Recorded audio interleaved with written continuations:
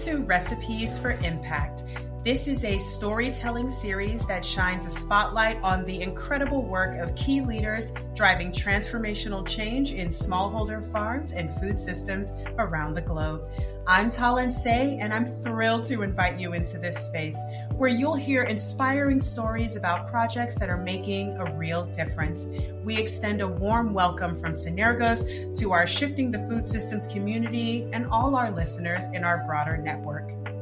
With over 15 years of experience promoting healthy diets and physical activity, our guest today is a nutritionist and public health researcher specializing in food policies and systems. She has worked at the Prevention Research Center in Australia, the National Autonomous University of Mexico, and Mexico's Ministry of Health.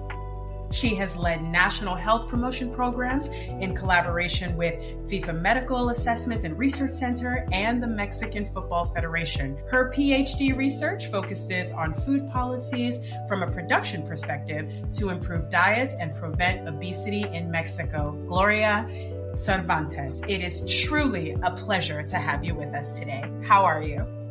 I'm great. Thank you for having me here. It is absolutely wonderful that you could be with us today. So I'd like to get into your work. What are the key challenges in designing and implementing effective food policies at the national level in accordance with the work you do in Mexico? Well, I think of two main challenges. One is related with governance and the other one with policy coherence. Governance is very important because we have to make sure that the decision-making process is well-oriented. For example, in Mexico, there's been a lot of policies related to the food environment, like food labeling, publicity to children. The main focus has been in regulations to schools. And in all of these policies, there's been a power dynamics. Well, industry is doing a lot of lobbying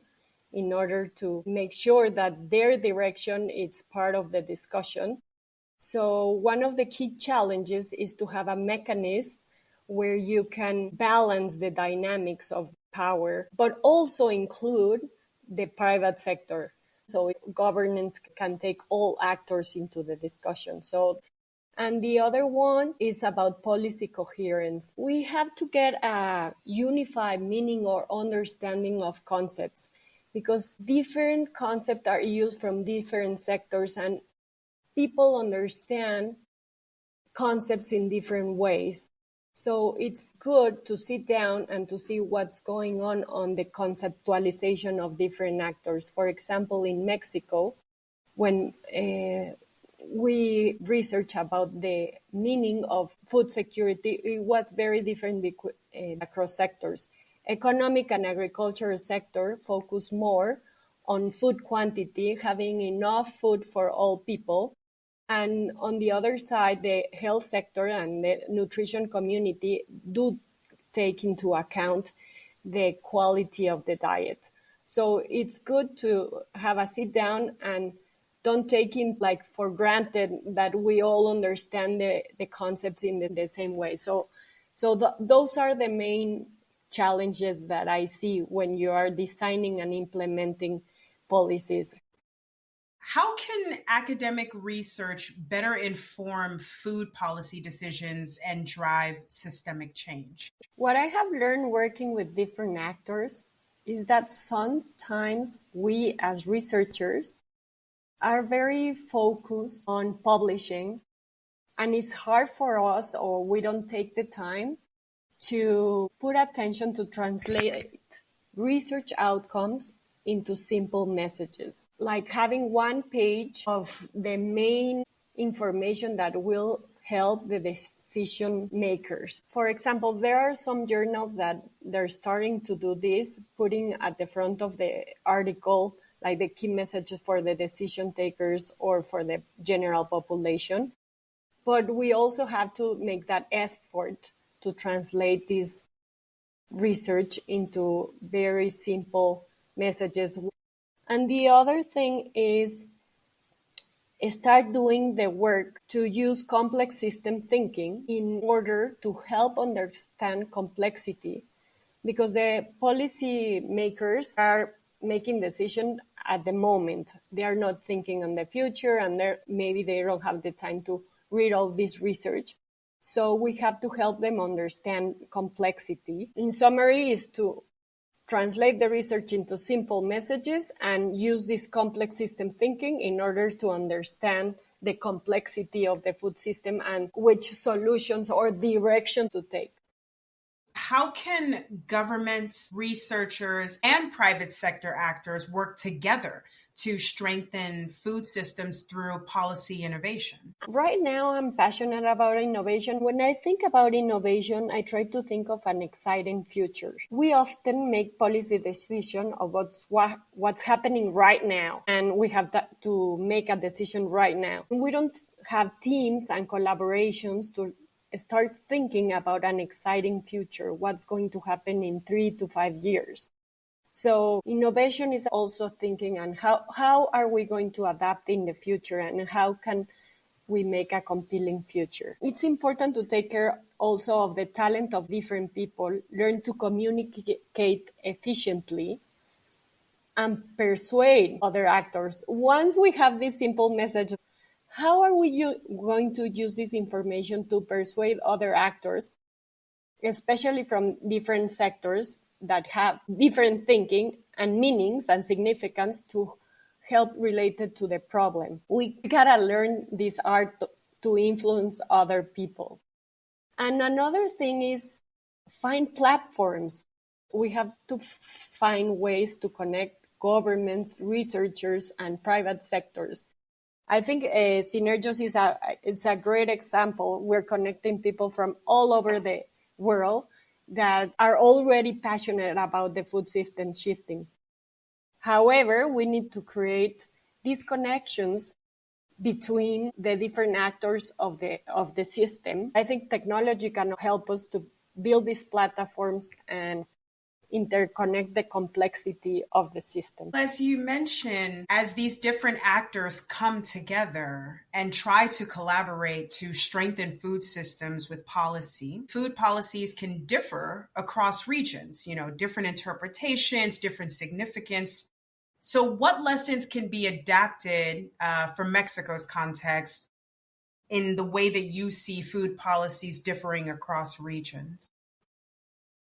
Well, my research has been more on policy in Mexico. However, there is a recent paper from this year, 2025, from Scheiner et al., from the Food System Countdown Initiative, where they tried to assess interactions across different regions, across 5 thematic areas. It includes diets, that is what I love about it, because it included nutrition, environments, so they talk about sustainability, livelihood, the small farmers, the female, governance and resilience indicators.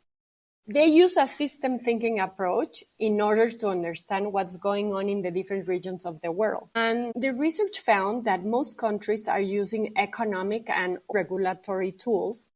So their main focus is on food environments. So there's a huge opportunity on moving to the food production side. What they found is in most regions of the world, they're using these tools, except for the majority of sub-Saharan Africa and many Central Asian countries. And they also, from the 42 indicators that they look up, they found that 5 are highly interconnected to outcomes on the food system.